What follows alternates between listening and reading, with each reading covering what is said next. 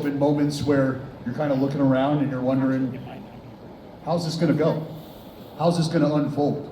And I think that might be a hint of that tonight, but for all the right reasons.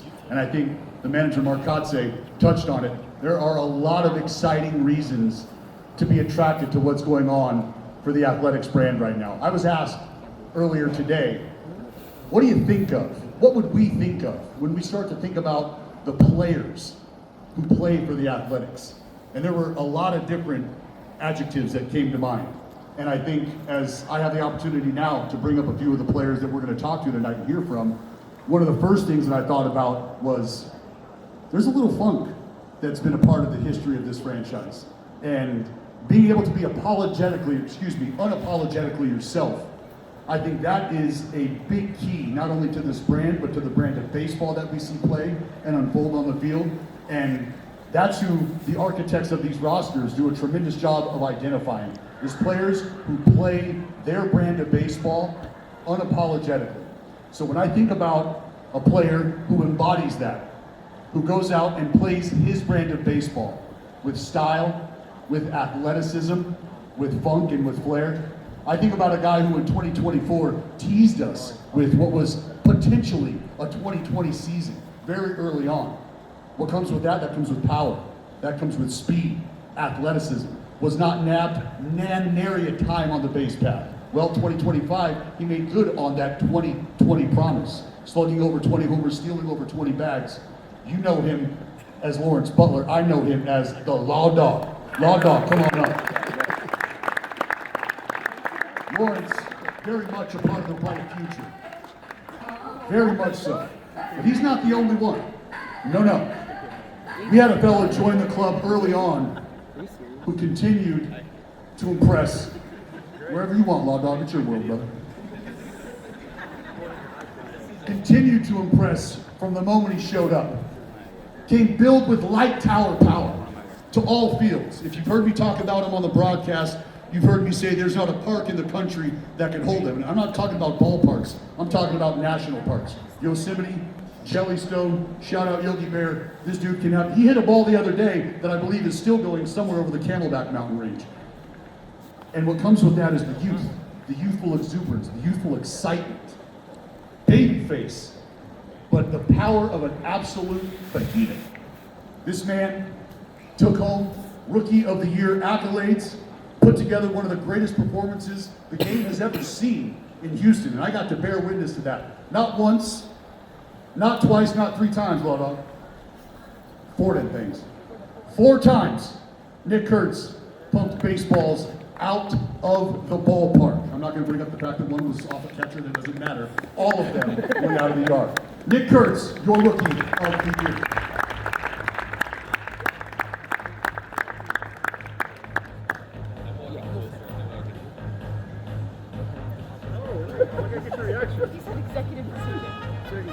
And obviously we have a couple young studs that make up just a small portion of the exciting roster that has been put together and continues to grow together. And with the young pups, there's got to be that calming presence, that stoic presence, that gentle hand when necessary, and maybe that swift kick when needed. And that comes in the form of a man who over the last 3 years has pumped out 30 plus homers, has turned himself into one of the most feared power threats in Major League Baseball. We get to watch Rook cook day in and day out. But without his tutelage, without his stewardship, these young pups would be chasing their tail. Brent Rooker, come on up.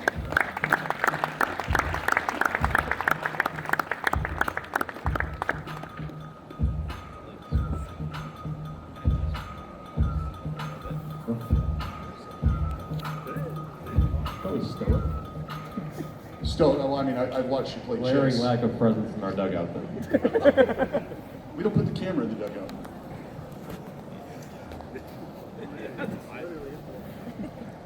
Let's start with the stoic Brent Rooker. Rook, we get to watch you work. I've got to watch you work very intimately. And I think at times, and I understand that you can be emotional, but at times, it's hard to tell whether or not you've hit your third homer of the game. It's hard to tell whether or not you've punched out for the third time in a game. And I think being able to stay consistent is a hallmark of somebody who has grown into who they are as a player. What does it mean to you to represent the leadership role that you do, to fill the leadership role that you do, understanding that you are surrounded by a young roster full of talent, but you are very much a key ingredient to that talent as well? I would like to start out by pointing out that I'm only 31. I get painted a lot like I'm 48 years old and like limping to the batter's box trying to survive.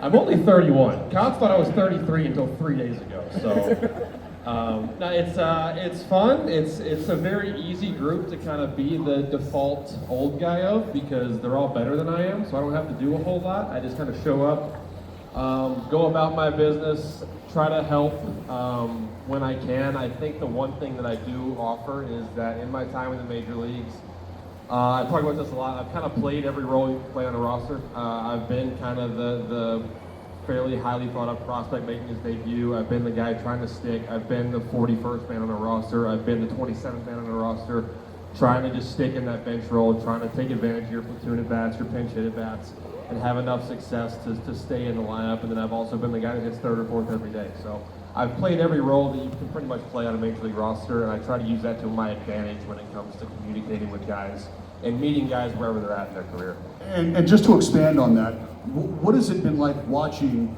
the evolution of some of the young players that you do get to play alongside each and every day? Watching them in the cage, watching them develop work ethic, I think that's a big part of what you guys are able to do as big leaguers. I refer to you guys as elite adjusters, because you are literally in real time, in split seconds, adjusting and making swing decisions that change the course of ball games, and you do it in the blink of an eye.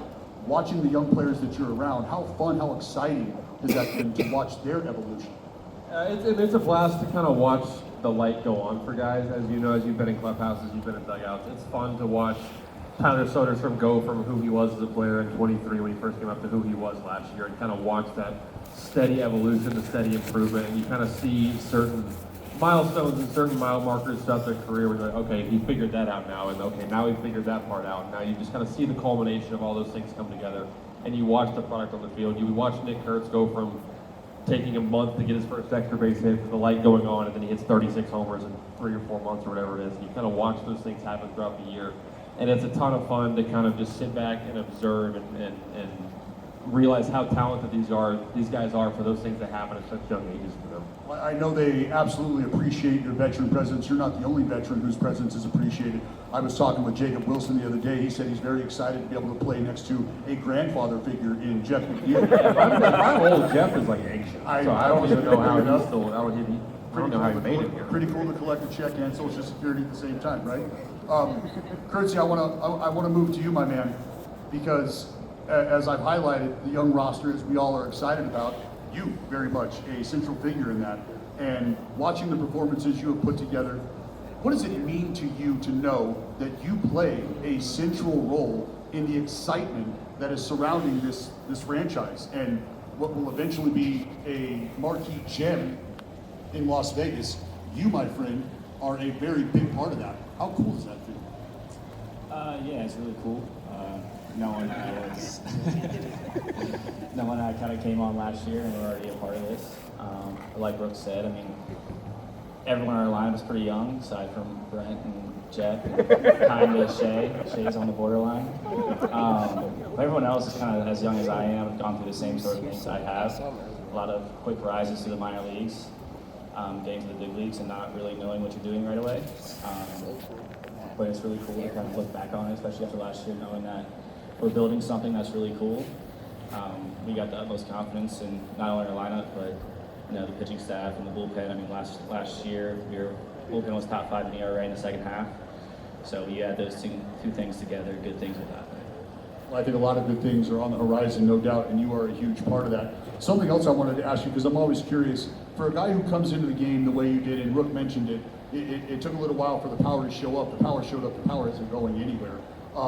Have you had a moment in the big leagues yet that we could refer to as that aha moment, that big league moment? I mean, you yourself have produced many of those moments, but have you had a moment to reflect, whether you're standing on second after almost hitting a ball through the wall and realizing who the shortstop is next to you, maybe who the second baseman is, and looking out at the pitcher that you just took advantage of? Have you had that moment yet? And if so, what might it be?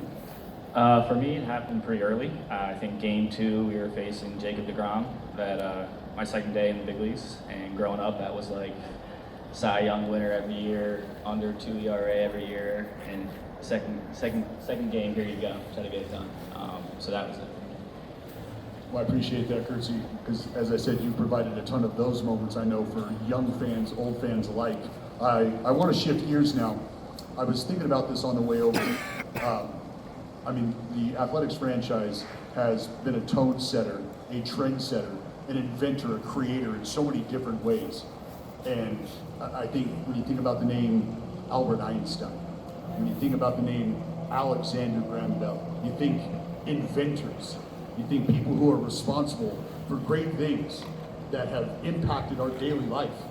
I also think about Lawrence Butler, the man who's responsible for the ABS challenge system. Law Dog, is this true? Yeah, I'm gonna take full credit for that. I don't know if y'all seen, but I did an interview with a social media platform last year, and he asked me if I was commissioner for a day, what would I change? No hesitation, ABS, and I got fined for it, but it was worth it because 2 weeks later we're getting ABS, and now we can overturn some calls that the umpires made. I want to ask Law, because I mean, obviously the personality shines through, and I was serious when I said earlier, I was asked about what the prototypical athletic player looks like, the A's player looks like, and I think for many different reasons, you embody that. Can you talk about where the style, where the flair, where the showmanship has come from? Because you are one of the most exciting ball players to watch. You know how my daughters feel about you. You're their favorite player, along with Curtsy, who my middle daughter shares a birthday with. I had to tell her that I ate the birthday cake she wanted me to send to Curtsy on the way to the airport, so he missed out on it. But where does that come from? Because a lot of us take influence from different areas, from different players, different people in our lives, and you have absolutely entered the game with a style all your own. I would say it just kind of comes from, me growing up.